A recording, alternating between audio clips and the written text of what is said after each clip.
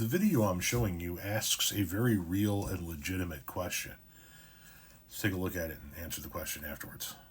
All right, I just pulled up to a showing, and I gotta ask you, if you pulled up to a showing and the house on the MLS checked every one of your boxes, it was the perfect size, the perfect location, the great yard, everything's been updated, but the neighbor's house looks like this. What are you doing? Are you putting in an offer? Are we moving in?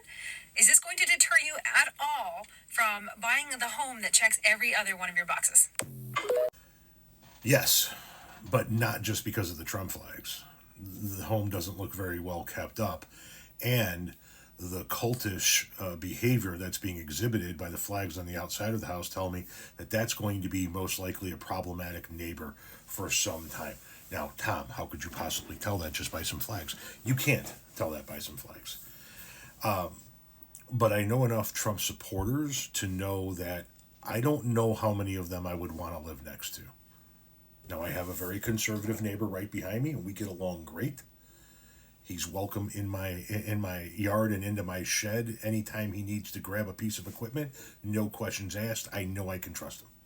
And I have a libertarian right across the street who vehemently disagrees with me politically. Same thing.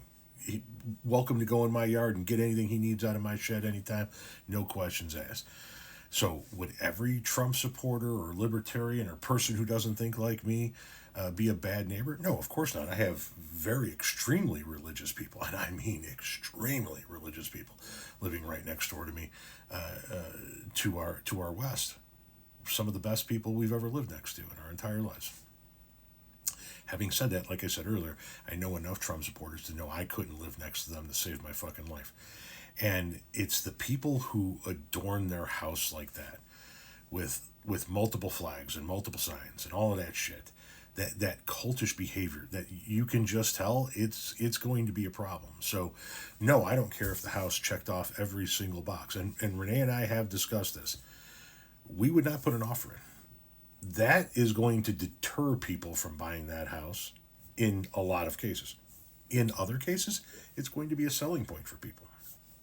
People who think like him. And in that case, I hope he gets the neighbor that he wants. I just know I could never live next to that.